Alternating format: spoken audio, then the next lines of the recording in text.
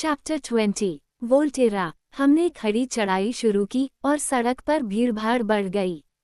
जैसे जैसे हम ऊपर चढ़ते गए, कारें एक दूसरे के इतने करीब आ गईं कि एलिस के लिए उनके बीच से गुजरना मुश्किल हो गया। हम एक छोटे से तन रंग के प्यूजो के पीछे धीरे धीरे आगे बढ़े। एलिस, मैंने कराहते हुए कहा। डैशबोर्ड पर लगी घड़ी की गति बढ़ती जा रही थी। यही एकमात्र रास्ता है, उसने मुझे शांत करने की कोशिश की। लेकिन उसकी आवाज़ इतनी तनावपूर्ण थी कि वो मुझे शांत नहीं कर पा रही थी।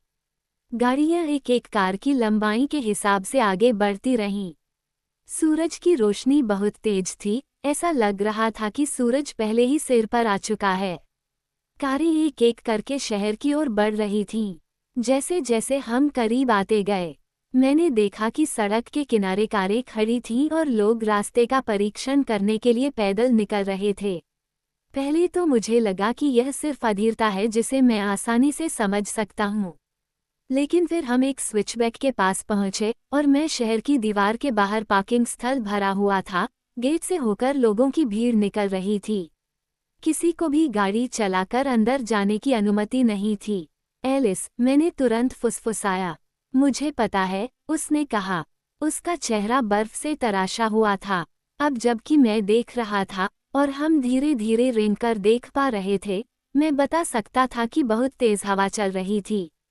गेट की ओर भीड़ लगाए लोगों ने अपनी टोपियां पकड़ ली और अपने बालों को अपने चेहरे से हटा लिया। उनके कपड़े उनके चारों ओर लहरा रहे थे। मैंने ये भी देखा कि लाल रंग हर जगह था। लाल शर्ट, लाल टोपियां, लाल झंडे गेट के बगल में लंबे रिबन की तरह टपक रहे थे, हवा में लहरा रहे थे। जैसा कि मैंने देखा, एक महिला ने अपने बालों के चारों ओर जो चमकदार लाल दुपट्टा बांधा था, वह अचानक हवा के झोंके में फंस गया। यह उसके ऊपर हवा में मुड़ गया, जैसे कि वह जीवित हो। उसने उसे पकड़ने के लिए हाथ बढ़ाया, हवा में उछली, लेकिन यह ऊपर की ओर फड़फड़ाता रहा, सुस्त, प्राचीन दीवारों के खिलाफ खूनी रंग का एक धब्बा। बेला, एलिस ने उग्र, धीमी आवाज में जल्दी से कहा। मुझे नहीं पता कि यहाँ का गार्ड अब क्या फैसला लेगा। अगर यह काम नहीं करता है, तो आपको अकेले ही अंदर जाना होगा। आपको भागना होगा। बस पलाज़ो देई प्रियोरी के बारे में पूछते रहो और जिस दिशा में वे तुम्हें बताएं, उसी दिशा में भागो। खो मत जाना। पलाज़ो देई प्रियोरी, पलाज़ो देई प्रियोरी। मैंने नाम को बार बार दोहराया, इसे याद रखने की कोशिश करते हुए। या घंटाघर, अगर वे अंग्रेजी बोलते हैं। मैं घूमूंगा और शहर के पीछे कहीं एकांत जगह खोजने की कोशिश करूंगा जहां से मैं दीवार के पार जा सकूं। मैंने सिर हिलाया। पलाज़ो देई प्रियोरी, एडवर्ड चौक के उत्तर में घंटाघर के नीचे होगा। दाईं ओर एक संकरी गली है और वह वहां छाया में होगा। आपको उसका ध्यान आकर्षित करना होगा, इससे पहले कि वह धूप में चला जाए। मैंने गुस्से से सिर हिलाया। एलिस लाइन के सबसे आगे थी। नेवी ब्लू रंग की वर्दी पहने एक आदमी ट्रैफिक के प्रवाह को निर्देशित कर रहा था, कारों को पूरी तरह से भीड़ से दूर मोड़ रहा था। वे यू टर्न लेकर सड़क के किनारे एक जगह खोजने के लिए वापस चले गए। फिर एलिस की बारी थी। वर्दीधारी व्यक्ति ने ध्यान न देते हुए आलस से इशारा किया। एलिस ने गाड़ी तेज कर दी, उसके चारों ओर से निकलकर गेट की ओर बढ़ गई। उसने हम पर कुछ चिल्लाया, लेकिन अपनी जगह पर अड़ा रहा और अगली कार को हमारे बुरे उदाहरण का अनुसरण करने से रोकने के लिए पागलों की तरह हाथ हिलाता रहा। गेट पर खड़े आदमी ने मैचिंग यूनिफॉर्म पहनी हुई थी। जैसे ही हम उसके पास पहुंचे, पर्यटकों की भीड़ फुटपाथ पर जमा हो गई और वे उत्सुकता से उस आकर्षक पोश को देख रहे थे। गार्ड सड़क के बीच में आ गया। एलिस ने कार को सावधानी से मोड़ा, इससे पहले कि वह पूरी तरह से रुक जाए। सूरज मेरी खिड़की से टकरा रहा था और वह छाया में थी। वह तेजी से पीछे पहुंची। वह सीट से उतरी और अपने बैग से कुछ निकाला। गार्ड चिढ़े हुए भाव के साथ कार के पास आया और गुस्से से उसकी खिड़की पर थपथपाया। उसने खिड़की आधी नीचे कर दी और मैंने देखा कि जब उसने काले शीशे के पीछे का चेहरा देखा तो वह दोबारा देखने लगा। मुझे खेद है, आज शहर में केवल टूर बसों को ही आने की अनुमति है, मिस, उसने भारी लहजे में अंग्रेजी में कहा। अब वह क्षमा प्रार्थी था, मानो वह चाहता था कि उसके पास उस बेहद खूबसूरत महिला के लिए बेहतर खबर हो। यह एक निजी दौरा है, एलिस ने आकर्षक मुस्कान बिखेरते हुए कहा। उसने अपना हाथ खिड़की से बाहर सूरज की रोशनी में बढ़ाया। मैं तब तक स्तब्ध रह गया जब तक मुझे एहसास नहीं हुआ कि उसने कोहनी तक लंबा तन रंग का दस्ताना पहना हुआ था। उसने उसका हाथ थामा, जो अभी भी खिड़की पर दस्तक देने से उठा हुआ था, और उसे कार में खींच लिया। उसने उसकी हथेली में कुछ रखा और उसकी उंगलियों को उसके चारों ओर मोड़ दिया। उसका चेहरा स्तब्ध था जब उसने अपना हाथ वापस लिया और अपने हाथ में पकड़े हुए पैसों के मोटे रोल को घूरने लगा। बाहर का नोट $1000 का नोट था।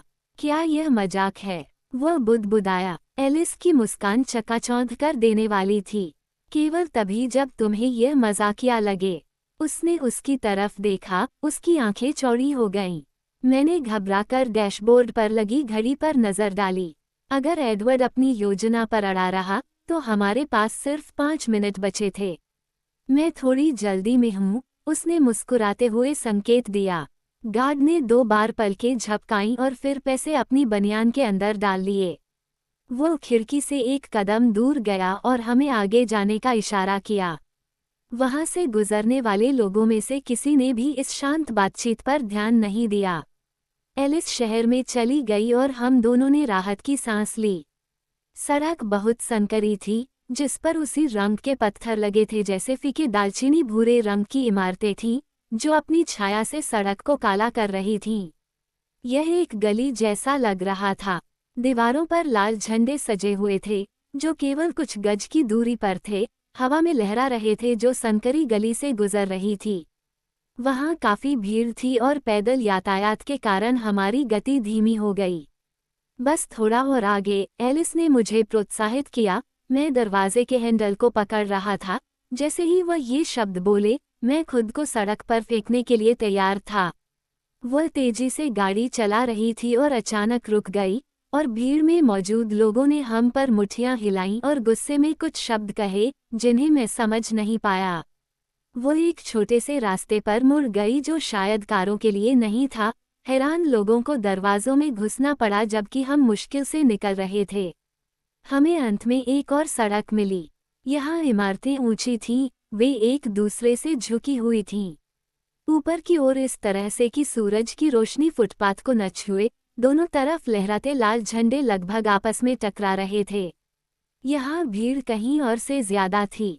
एलिस ने कार रोक दी। हम रुकने से पहले मैंने दरवाज़ा खोल दिया था। उसने उस जगह की ओर इशारा किया जहां सड़क चौड़ी होकर एक चमकीले खुले स्थान में बदल गई थी।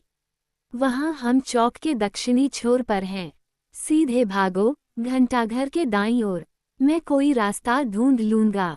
उसकी सांस अचानक रुक गई, और जब वह फिर से बोली, तो उसकी आवाज़ फुफकारने जैसी थी। वे हर जगह हैं। मैं वहीं जम गई, लेकिन उसने मुझे कार से बाहर धकेल दिया। उनको भूल जाओ, तुम्हारे पास 2 मिनट हैं। जाओ, बेला, जाओ। वह चिल्लाई और कार से बाहर निकलकर बोली। मैंने एलिस को छाया में विलीन होते देखने के लिए रुका नहीं। मैंने अपने पीछे अपना दरवाज़ा बंद करने के लिए रुका नहीं। मैंने एक भारी महिला को अपने रास्ते से हटा दिया और सिर झुकाकर पूरी तरह से भाग गया। मेरे पैरों के नीचे असमान पत्थरों के अलावा किसी और चीज़ पर मेरा ध्यान नहीं था। अंधेरी गली से बाहर आते हुए, मैं मुख्य चौक में पड़ रही तेज धूप से अंधा हो गया था। हवा मेरे अंदर घुस रही थी, मेरे बाल मेरी आंखों में घुस रहे थे और मेरी आंखें और भी ज्यादा अंधी हो रही थीं। यह कोई आश्चर्य की बात नहीं थी कि जब तक मैं उससे टकरा नहीं गया, तब तक मुझे मांस की दीवार दिखाई नहीं दी। पास पास दबे शरीरों के बीच कोई रास्ता या दरार नहीं थी। मैंने उन्हें उग्रता से धकेला, पीछे धकेलने वाले हाथों से लड़ते हुए। मैंने अपने रास्ते से गुजरते हुए जलन और दर्द की चीखें सुनी, लेकिन उनमें से कोई भी ऐसी भाषा में नहीं थी जिसे मैं समझ सकता था। चेहरे गुस्से और आश्चर्य से धुंधले थे, जो हमेशा मौजूद लाल रंग से घिरे थे। एक गोरी महिला ने मेरी तरफ देखा, और उसकी गर्दन के चारों ओर लपेटा हुआ लाल दुपट्टा एक भयानक घाव जैसा लग रहा था। एक बच्चा, जिसे भीड़ के ऊपर देखने के लिए एक आदमी के कंधों पर उठाया गया था, मेरी तरफ देखकर मुस्कुराया, उसके होंठ प्लास्टिक के पिशाच के नुकीले दांतों के सेट पर फैले हुए थे। भीड़ ने मेरे चारों ओर धक्का मुक्की की, जिससे मैं गलत दिशा में चला गया। मुझे खुशी थी कि घड़ी इतनी स्पष्ट दिख रही थी, वरना मैं कभी भी अपना रास्ता सीधा नहीं रख पाता।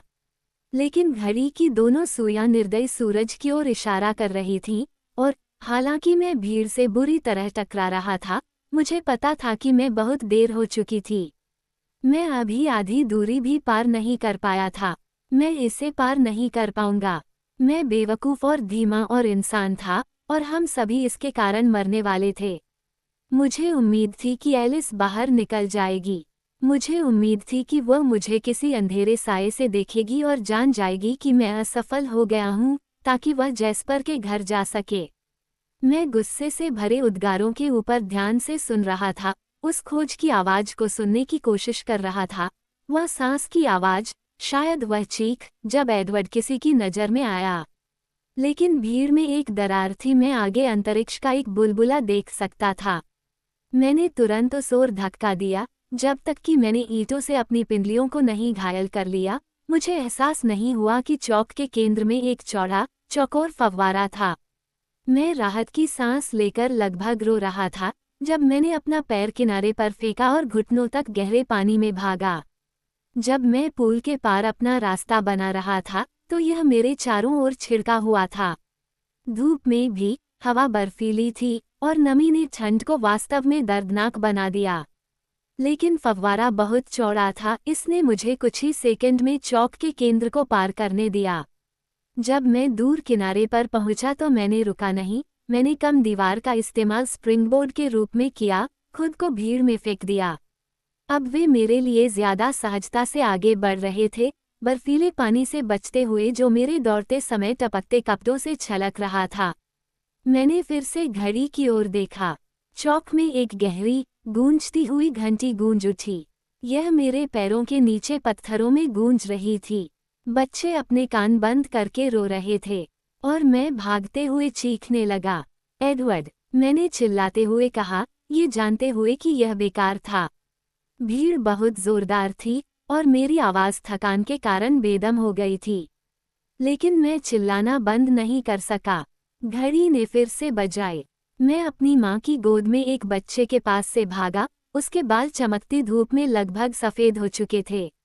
लाल ब्लेजर पहने हुए लंबे आदमियों का एक घेरा। जैसे ही मैं उनके बीच से गुजरा, उन्होंने चेतावनी दी। घड़ी ने फिर से बजाए। ब्लेजर पहने लोगों के दूसरी तरफ भीड़ में एक विराम था, उन पर्यटकों के बीच की जगह जो मेरे चारों ओर लक्ष्यहीन रूप से घूम रहे थे। मेरी आंखें मीनार के नीचे चौड़ी चौकोर इमारत के दाईं ओर अंधेरे संकरे रास्ते को खोज रही थीं। मैं सड़क का स्तर नहीं देख पा रहा था। रास्ते में अभी भी बहुत सारे लोग थे। घड़ी ने फिर से घंटी बजाई। अब देखना मुश्किल था। हवा को रोकने के लिए भीड़ के बिना हवा मेरे चेहरे पर मार रही थी और मेरी आंखें जल रही थीं। मुझे यकीन नहीं हो रहा था कि मेरे आंसुओं के पीछे यही कारण था, या मैं हार मानकर रो रहा था क्योंकि घड़ी फिर से बज रही थी। 4 लोगों का एक छोटा सा परिवार गली के मुहाने के सबसे करीब खड़ा था। दोनों लड़कियों ने लाल रंग की पोशाक पहनी हुई थी, और उनके काले बालों को पीछे की ओर बांधने के लिए रिबन लगे हुए थे। पिता लंबे नहीं थे। ऐसा लग रहा था कि मैं उनके कंधे के ठीक ऊपर छाया में कुछ चमकीला देख सकता हूँ। मैं उनकी ओर तेजी से बढ़ा और उनके आंसुओं को चीरता हुआ देखने की कोशिश कर रहा था। घड़ी की घंटी बजी और सबसे छोटी लड़की ने अपने कानों पर हाथ रख लिए। बड़ी लड़की अपनी माँ की कमर से थोड़ी ऊपर अपनी माँ के पैर को गले लगाती हुई उनके पीछे की परछाइयों में घूरती रही।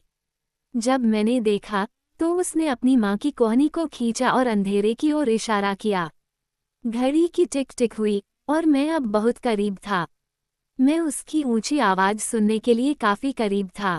उसके पिता मुझे आश्चर्य से देख रहे थे, जबकि मैं उन पर चढ़ गया था और बार बार एडवर्ड का नाम पुकार रहा था। बड़ी लड़की खिलखिलाकर हंसी और अधीरता से पुनः छाया की ओर इशारा करते हुए अपनी माँ से कुछ बोली। मैंने पिता के चारों ओर घूमकर देखा। उन्होंने बच्चे को मेरे रास्ते से हटा दिया और उनके पीछे की ओर अंधेरे की खाई की ओर भागे। जबकि घड़ी की सुई मेरे सिर के ऊपर से गुजर रही थी। एडवर्ड, नहीं, मैंने चिल्लाकर कहा, लेकिन मेरी आवाज़ घंटी की गर्जना में खो गई। अब मैं उसे देख सकता था, और मैं देख सकता था कि वो मुझे नहीं देख सकता था। ये वास्तव में वही था, इस बार कोई भ्रम नहीं था। और मुझे एहसास हुआ कि मेरे भ्रम मेरे अनुमान से कहीं ज्यादा दोषपूर्ण थे, उन्होंने कभी भी उसके साथ न्याय नहीं किया। एडवर्ड एक मूर्ति की तरह निश्चल खड़ा था, गली के मुहाने से कुछ ही फीट की दूरी पर। उसकी आंखें बंद थीं, उनके नीचे के छल्ले गहरे बैंगनी रंग के थे, उसकी भुजाएं उसके बगल में आराम से थीं, उसकी हथेलियां आगे की ओर मुड़ी हुई थीं। उसका चेहरा बहुत शांत था, जैसे वह सुखद चीजों का सपना देख रहा हो।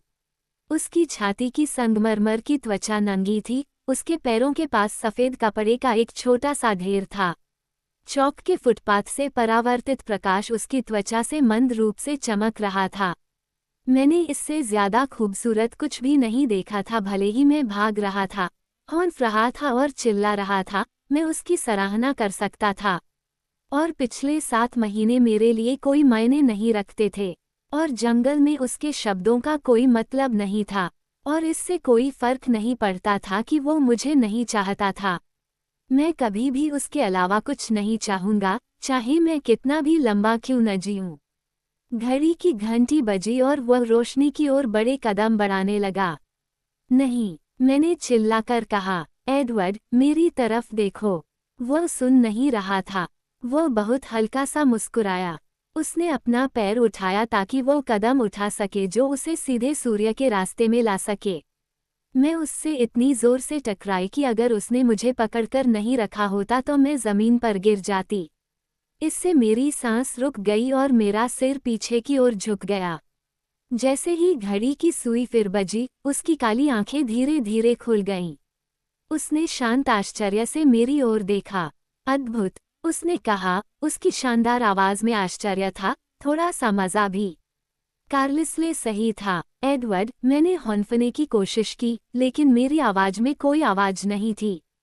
तुम्हें वापस छाया में जाना होगा। तुम्हें आगे बढ़ना होगा। वह असमंजस में था। उसका हाथ मेरे गाल पर धीरे से छू गया। उसे यह ध्यान नहीं आया कि मैं उसे पीछे धकेलने की कोशिश कर रहा था। मैं अपनी सारी प्रगति के लिए गली की दीवारों को धक्का दे रहा था। घड़ी बज रही थी, लेकिन उसने कोई प्रतिक्रिया नहीं की। ये बहुत अजीब था, क्योंकि मैं जानता था कि हम दोनों ही जानलेवा खतरे में थे। फिर भी, उस पल में, मुझे अच्छा महसूस हुआ। पूरा, मैं अपने सीने में अपने दिल की धड़कनों को महसूस कर सकता था। मेरी नसों में फिर से खून गर्म और तेज बह रहा था। मेरे फेफड़े उसकी त्वचा से आने वाली मीठी खुशबू से भर गए। ऐसा लग रहा था जैसे मेरे सीने में कभी कोई छेद ही नहीं था। मैं एकदम सही था, ठीक नहीं हुआ, लेकिन जैसे कि पहले से ही कोई घाव नहीं था। मुझे यकीन नहीं होता कि यह इतनी जल्दी हो गया। मुझे कुछ भी महसूस नहीं हुआ कि वे बहुत अच्छे हैं। उसने फिर से अपनी आंखें बंद करके और मेरे बालों पर अपने होंठ दबाते हुए सोचा। उसकी आवाज़ शहद और मखमल की तरह थी। मृत्यु, जिसने तुम्हारी सांसों का शहद चूस लिया है, अभी तक तुम्हारी सुंदरता पर कोई अधिकार नहीं है, उसने बड़बड़ाया, और मैंने कब्र में रोमियो द्वारा कही गई पंक्ति को पहचान लिया। घड़ी ने अपनी अंतिम घंटियां बजाईं। तुम्हारी गंध बिल्कुल वैसी ही है जैसी हमेशा होती है, उसने आगे कहा। तो शायद यह नरक है। मुझे परवाह नहीं है, मैं इसे स्वीकार करूंगा। मैं मरा नहीं हूँ, मैंने बीच में टोका। और तुम भी नहीं। कृपया एडवर्ड, हमें चलना होगा। वे बहुत दूर नहीं हो सकते। मैं उसकी बाहों में छटपटाने लगी और उसकी भौहें असमंजस में सिकुड़ गईं। वह क्या था? उसने विनम्रता से पूछा। हम मरे नहीं हैं, अभी तक नहीं। लेकिन हमें वोल्टुरी से पहले यहाँ से निकल जाना होगा। जब मैं बोल रहा था तो उसके चेहरे पर समझ की झलक दिख रही थी। इससे पहले कि मैं अपनी बात पूरी कर पाता, उसने अचानक मुझे छाया के किनारे से दूर खींच लिया, मुझे आसानी से घुमाया ताकि मेरी पीठ ईंट की दीवार से सट जाए और उसकी पीठ मेरी तरफ हो और वह गली की तरफ मुंह करके खड़ा हो। उसने अपनी बाहें मेरे सामने, सुरक्षा के लिए, फैला दी। मैंने उसकी बांह के नीचे से झांककर देखा तो दो काली आकृतियां उस अंधेरे से अलग हो रही थीं। नमस्कार सज्जनों। एडवर्ड की आवाज़ सतही तौर पर शांत और सुखद थी। मुझे नहीं लगता कि आज मुझे आपकी सेवाओं की ज़रूरत होगी। हालांकि अगर आप अपने आकाओं को मेरा धन्यवाद भेजेंगे तो मैं बहुत आभारी रहूंगा। क्या हम इस बातचीत को किसी अधिक उचित स्थान पर ले जाएं? एक मधुर आवाज धमकी भरे स्वर में फुसफुसाए। मुझे नहीं लगता कि इसकी जरूरत होगी। एडवर्ड की आवाज अब और सख्त हो गई थी। मैं तुम्हारे निर्देश जानता हूँ, फेलिक्स। मैंने कोई नियम नहीं तोड़ा है। फेलिक्स का मतलब बस ये बताना था कि सूरज कितना नजदीक है, दूसरी छाया ने शांत स्वर में कहा। वे दोनों धुएं के रंग के भूरे रंग के लबादों में छिपे हुए थे जो जमीन तक पहुंच रहे थे और हवा में लहरा रहे थे। चलो बेहतर आश्रय की तलाश करते हैं। मैं तुम्हारे पीछे ही आऊंगा, एडवर्ड ने रूखे स्वर में कहा। बेला, तुम वापस चौक पर जाकर त्योहार का आनंद क्यों नहीं लेती? नहीं, लड़की को ले आओ, पहली छाया ने कहा, किसी तरह उसकी फुसफुसाहट में एक तिरस्कारपूर्ण भाव भर दिया। मुझे ऐसा नहीं लगता। शिष्टाचार का दिखावा गायब हो गया। एडवर्ड की आवाज़ सपाट और बर्फीली थी। उसका वजन थोड़ा सा बदल गया और मैं देख सकता था कि वो लड़ने की तैयारी कर रहा था। नहीं, मैंने मुंह से कहा। शश, वो केवल मेरे लिए ही बुदबुदाया। फेलिक्स, दूसरे ज्यादा समझदार छाया ने चेतावनी दी। यह नहीं। वह एडवर्ड की ओर मुड़ा। एरो सिर्फ तुमसे फिर से बात करना चाहता है, अगर तुमने हमें मजबूर न करने का फैसला किया है। जरूर, एडवर्ड ने सहमति जताई। लेकिन लड़की आज़ाद हो जाती है। मुझे डर है कि यह संभव नहीं है, विनम्र छाया ने खेदपूर्वक कहा। हमें कुछ नियमों का पालन करना होता है। तो मुझे डर है कि मैं एरो का निमंत्रण स्वीकार नहीं कर पाऊंगा, डेमेट्री। ये तो ठीक है, फेलिक्स ने कहा। मेरी आंखें गहरे रंग की छाया में ढल रही थीं और मैं ये देख सकता था। फेलिक्स बहुत बड़ा, लंबा और कंधों से मोटा था। उसका आकार मुझे एम्मेट की याद दिलाता था। एरो निराश हो जाएगा, डेमेट्री ने आह भरी। एडवर्ड ने जवाब दिया, मुझे यकीन है कि वो इस निराशा से उबर जाएगा। फेलिक्स और डेमेट्री गली के मुहाने की ओर बढ़े, थोड़ा आगे बढ़े ताकि वे एडवर्ड पर दो तरफ से हमला कर सकें। वे उसे गली में और अंदर धकेलना चाहते थे ताकि कोई तमाशा न हो। कोई भी परावर्तित प्रकाश उनकी त्वचा तक नहीं पहुंच पाया। वे अपने लबादों के अंदर सुरक्षित थे। एडवर्ड एक इंच भी नहीं हिला। वो मुझे बचाकर खुद को खतरे में डाल रहा था। अचानक एडवर्ड का सिर घुमावदार गली के अंधेरे की ओर घूम गया और डेमेट्री और फेलिक्स ने भी वैसा ही किया, किसी ध्वनि या हलचल के प्रत्युत्तर में जो मेरी इंद्रियों के लिए अत्यंत सूक्ष्म थी। चलो हम अपना व्यवहार ठीक रखें, ठीक है? एक मधुर आवाज ने सुझाव दिया। यहाँ महिलाएं मौजूद हैं। एलिस एडवर्ड की तरफ हल्के से झुकी, उसका रुख सहज था। किसी भी अंतर्निहित तनाव का कोई संकेत नहीं था। वह बहुत छोटी, बहुत कमजोर लग रही थी। उसकी छोटी छोटी बाहें एक बच्चे की तरह झूल रही थीं।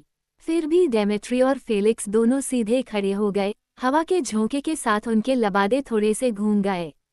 फेलिक्स का चेहरा खराब हो गया। जाहिर है, उन्हें सम संख्याएं पसंद नहीं थीं।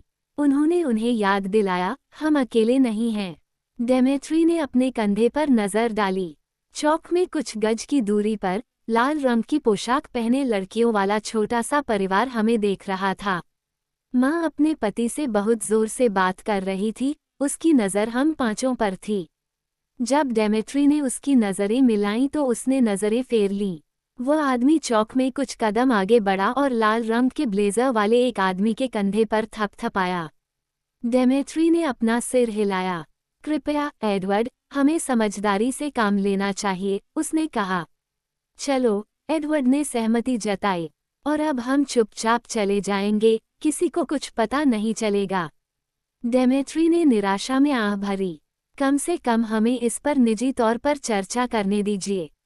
लाल रंग के कपड़े पहने 6 आदमी अब परिवार में शामिल हो गए और वे हमें चिंतित भाव से देख रहे थे। मैं एडवर्ड के सुरक्षात्मक रुख से बहुत सचेत था कि ये उनके डर का कारण था। मैं उन्हें चिल्लाकर भाग जाने के लिए कहना चाहता था, एडवर्ड के दांत आपस में टकराकर बोले, नहीं। फेलिक्स मुस्कुराया। पर्याप्त। आवाज ऊंची और कर्कश थी और हमारे पीछे से आ रही थी। मैंने एडवर्ड की दूसरी बांह के नीचे से झांका तो एक छोटी सी काली आकृति हमारी ओर आती दिखी। जिस तरह से उसके किनारे उभरे थे, उससे मुझे पता चल गया कि यह उनमें से ही एक होगा। और कौन? पहले तो मुझे लगा कि यह कोई छोटा लड़का है। नवागन तो एलिस जितना ही छोटा था, दुबला पतला, हल्के भूरे रंग के बाल छोटे कटे हुए थे। लबादे के नीचे का शरीर जो कि गहरा, लगभग काला था, दुबला और उभयलिंगी था। लेकिन चेहरा एक लड़के के लिए बहुत सुंदर था। चौड़ी आंखें, भरे हुए होंठ वाला चेहरा बोटिसली के किसी देवदूत को भी गोगोल जैसा बना देगा। यहाँ तक कि फीके लाल रंग की आइरिस को भी ध्यान में रखें। उसका आकार इतना छोटा था कि उसकी उपस्थिति पर प्रतिक्रिया ने मुझे भ्रमित कर दिया। फेलिक्स और डेमेट्री तुरंत शांत हो गए, अपनी आक्रामक स्थिति से पीछे हट गए और फिर से लटकती दीवारों की छाया में घुल मिल गए। एडवर्ड ने भी अपनी भुजाएं नीचे कर ली और अपनी मुद्रा भी ढीली कर ली, लेकिन हार मान ली। जेन, उन्होंने मान्यता और त्याग में आह भरी। एलिस ने अपनी बाहें छाती पर मोड़ ली, उसका चेहरा भावशून्य था। मेरे पीछे आओ, जेन ने फिर से कहा, उसकी बचकानी आवाज एकरस थी। उसने हमसे मुंह मोड़ लिया और चुपचाप अंधेरे में चली गई। फेलिक्स ने मुस्कुराते हुए हमें पहले जाने का इशारा किया। एलिस तुरंत ही छोटी जेन के पीछे चल दी। एडवर्ड ने अपनी बांह मेरी कमर पर लपेटी और मुझे अपने साथ खींच लिया। गली थोड़ी नीचे की ओर झुकी हुई थी क्योंकि वह सनकरी हो गई थी। मैंने अपनी आंखों में उन्मत्त प्रश्नों के साथ उसकी ओर देखा, लेकिन उसने बस अपना सिर हिला दिया। हालांकि मैं हमारे पीछे दूसरों की आवाज नहीं सुन सका, मुझे यकीन था कि वे वहां थे। ठीक है, एलिस, एडवर्ड ने चलते समय बातचीत करते हुए कहा। मुझे लगता है कि मुझे आश्चर्य नहीं होना चाहिए तुम्हें यहाँ देखने के लिए। यह मेरी गलती थी, एलिस ने उसी स्वर में उत्तर दिया। इसे ठीक करना मेरा काम था। क्या हुआ? उसकी आवाज विनम्र थी, जैसे कि उसे कोई दिलचस्पी ही न हो। मैंने सोचा कि ऐसा हमारे पीछे बैठे लोगों के सुनने की वजह से हुआ होगा। यह एक लंबी कहानी है। एलिस की आंखें मेरी ओर घूम गईं और फिर दूर चली गईं। संक्षेप में, वो एक चट्टान से कूद गई थी, लेकिन वो खुद को मारने की कोशिश नहीं कर रही थी। बेला इन दिनों चरम खेलों के बारे में सोच रही है।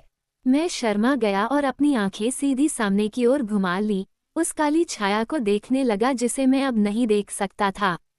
मैं कल्पना कर सकता था कि अब वह एलिस के विचारों में क्या सुन रहा था। डूबने के करीब, पीछा करने वाले पिशाच, वेयरवुल्फ दोस्त। एडवर्ड ने रूखे स्वर में कहा और उसकी आवाज का सहज स्वर गायब हो गया। गली में एक ढीला मोड़ था, जो अभी भी नीचे की ओर झुका हुआ था, इसलिए जब तक हम सपाट, खिड़की रहित, ईंट के चेहरे पर नहीं पहुंचे, तब तक मुझे चौकोर बंद अंत दिखाई नहीं दिया। जेन नाम की छोटी सी बच्ची कहीं नहीं दिखी। एलिस ने बिना किसी हिचकिचाहट के, बिना रुके दीवार की ओर कदम बढ़ाया। फिर, सहजता से, वह सड़क पर बने एक खुले गड्ढे में फिसल गई। यह एक नाली की तरह लग रहा था, जो फर्श के सबसे निचले हिस्से में धंसी हुई थी। एलिस के गायब होने तक मैंने इस पर ध्यान नहीं दिया था, लेकिन जाली आधी हट चुकी थी। छेद छोटा और काला था। मैं झुक गया। सब ठीक है, बेला, एडवर्ड ने धीमी आवाज में कहा। एलिस तुम्हें पकड़ लेगी। मैंने संदेह भरी निगाहों से छेद की ओर देखा। मुझे लगता है कि अगर डेमेट्री और फेलिक्स हमारे पीछे चुपचाप और आत्मसंतुष्ट होकर इंतजार नहीं कर रहे होते, तो वह पहले चला जाता। मैं नीचे झुक गया और अपने पैरों को सनकरी जगह में डाल दिया। एलिस, मैंने कांपती आवाज में फुसफुसाया। मैं यही हूँ, बेला, उसने मुझे आश्वस्त किया। उसकी आवाज बहुत नीचे से आई थी, जिससे मुझे अच्छा महसूस नहीं हुआ। एडवर्ड ने मेरी कलाइयों को पकड़ा, उसके हाथ सर्दियों में पत्थरों की तरह महसूस हो रहे थे, और मुझे अंधेरे में उतार दिया। तैयार हो? उसने पूछा। उसे छोड़ दो, एलिस ने पुकारा। मैंने अपनी आंखें बंद कर ली ताकि मैं अंधेरे को न देख सकूं, डर के मारे अपनी आंखें सिकोड़ ली, मुंह बंद कर लिया ताकि मैं चिल्ला न सकूं। एडवर्ड ने मुझे गिरने दिया। यह मौन और छोटा था।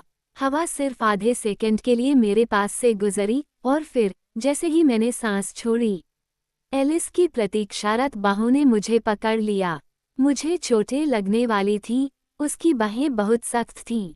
उसने मुझे सीधा खड़ा कर दिया। यह मंद था, लेकिन नीचे काला नहीं था। ऊपर के छेद से आने वाली रोशनी एक हल्की चमक प्रदान करती थी, जो मेरे पैरों के नीचे के पत्थरों से गीली होकर परावर्तित होती थी। एक सेकंड के लिए रोशनी गायब हो गई, और फिर एडवर्ड मेरे बगल में एक फीकी, सफ़ेद चमक बन गया। उसने अपना हाथ मेरे चारों ओर डाला, मुझे अपनी तरफ से कसकर पकड़ लिया और मुझे तेजी से आगे की ओर खींचने लगा। मैंने दोनों हाथों को उसकी ठंडी कमर के चारों ओर लपेटा और असमान पत्थर की सतह पर ठोकर खाकर आगे बढ़ा। हमारे पीछे नाली के छेद पर फिसलने वाली भारी जाली की आवाज़ धातु की अंतिमता के साथ गूंजी। सड़क से आने वाली मंद रोशनी जल्दी ही अंधेरे में खो गई। मेरे लड़खड़ाते कदमों की आवाज़ काली जगह में गूंज रही थी। ये बहुत चौड़ी लग रही थी, लेकिन मैं निश्चित नहीं हो पा रहा था। मेरे उन्मत्त दिल की धड़कन और गीले पत्थरों पर मेरे पैरों के अलावा कोई आवाज़ नहीं थी, सिवाय एक बार के, जब मेरे पीछे से एक अधीरा फुसफुसाती हुई आई। एडवर्ड ने मुझे कसकर पकड़ लिया। उसने अपना खाली हाथ अपने शरीर पर फैलाकर मेरा चेहरा भी पकड़ लिया। उसका चिकना अंगूठा मेरे होठों पर घूम रहा था। कभी कभी मुझे लगा कि उसका चेहरा मेरे बालों में दब रहा है। मुझे एहसास हुआ कि यह एकमात्र पुनर्मिलन था जो हमें मिलेगा, और मैंने खुद को उसके और करीब से जकड़ लिया। अभी के लिए ऐसा लगा कि वह मुझे चाहता था, और यह भूमिगत सुरंग और हमारे पीछे घूमते पिशाचों के आतंक को कम करने के लिए पर्याप्त था। यह शायद अपराध बोध से ज्यादा कुछ नहीं था, वही अपराध बोध जिसने उसे यहाँ मरने के लिए मजबूर किया, जब उसने माना था कि यह उसकी गलती थी कि मैंने खुद को मार डाला। लेकिन मैंने महसूस किया कि उसके होंठ चुपचाप मेरे माथे पर दबा रहे थे, और मुझे परवाह नहीं थी कि प्रेरणा क्या थी। कम से कम मैं मरने से पहले फिर से उसके साथ हो सकती थी। यह एक लंबी जिंदगी से बेहतर था। मैं चाहता था कि मैं उससे पूछ पाता कि अब क्या होने वाला है। मैं ये जानना चाहता था कि हम कैसे मरने वाले हैं, क्योंकि इससे पहले से ही सब कुछ बेहतर हो जाएगा। लेकिन मैं बोल नहीं सकता था, फुसफुसा कर भी नहीं, क्योंकि हम चारों ओर से घिरे हुए थे। दूसरे लोग मेरी हर सांस, मेरी हर धड़कन सुन सकते थे। हमारे पैरों के नीचे का रास्ता नीचे की ओर झुकता जा रहा था, जो हमें जमीन में और भी अंदर ले जा रहा था, और इससे मुझे घुटन महसूस होने लगी। केवल एडवर्ड का हाथ, जो मेरे चेहरे पर था, मुझे जोर से चीखने से रोक रहा था। मैं नहीं बता सकता था कि रोशनी कहाँ से आ रही थी, लेकिन ये धीरे धीरे काले रंग की बजाय गहरे भूरे रंग में बदल गई। हम एक कम ऊंचाई वाली, धनुषाकार सुरंग में थे। आबनूस की नमी की लंबी धाराएं भूरे पत्थरों से नीचे की ओर रिस रही थीं, मानो उन पर स्याही बह रही हो। मैं कांप रहा था, और मुझे लगा कि यह डर की वजह से है। जब तक मेरे दांत आपस में बजने नहीं लगे, तब तक मुझे एहसास नहीं हुआ कि मुझे ठंड लग रही है। मेरे कपड़े अभी भी गीले थे, और शहर के नीचे का तापमान बहुत ज्यादा था। सर्दी जैसी थी। एडवर्ड की त्वचा भी वैसी ही थी। उसने भी उसी समय ये बात समझ ली थी, और मुझे छोड़ दिया, केवल मेरा हाथ अपने पास रखा। नहीं नहीं, मैंने बड़बड़ाते हुए कहा, अपनी बाहें उसके चारों ओर लपेटते हुए। मुझे परवाह नहीं थी कि मैं जम जाऊंगी या नहीं। कौन जानता था कि हमारे पास कितना समय बचा था। उसका ठंडा हाथ मेरी बांह पर रगड़ रहा था, घर्षण से मुझे गर्माहट देने की कोशिश कर रहा था। हम सुरंग से तेजी से गुजरे, या मुझे ऐसा लगा कि हम जल्दी कर रहे हैं। मेरी धीमी गति से किसी को चिढ़ हो रही थी। मैंने अनुमान लगाया कि वह फेलिक्स था, और मैंने उसे कभी कभी आह भरते हुए सुना। सुरंग के अंत में एक जाली थी, लोहे की सलाखें जंग खा रही थीं, लेकिन मेरी बांह जितनी मोटी थीं। पतली, आपस में जुड़ी सलाखों से बना एक छोटा सा दरवाज़ा खुला हुआ था। एडवर्ड ने उसमें से छलांग लगाई और एक बड़े, चमकीले पत्थर के कमरे में तेजी से पहुंचा। जाली एकलांग के साथ बंद हो गई, उसके बाद एक ताला टूट गया। मैं अपने पीछे देखने से बहुत डर रहा था। लंबे कमरे के दूसरी तरफ एक छोटा, भारी लकड़ी का दरवाज़ा था। ये बहुत मोटा था, यह मैं इसलिए बता सकता था क्योंकि यह भी खुला हुआ था। हम दरवाजे से बाहर निकले और मैंने आश्चर्य से अपने चारों ओर नज़र घुमाई और अपने आप ही शांत हो गई। मेरे बगल में एडवर्ड तनाव में था, उसका जबड़ा कसकर कस गया था।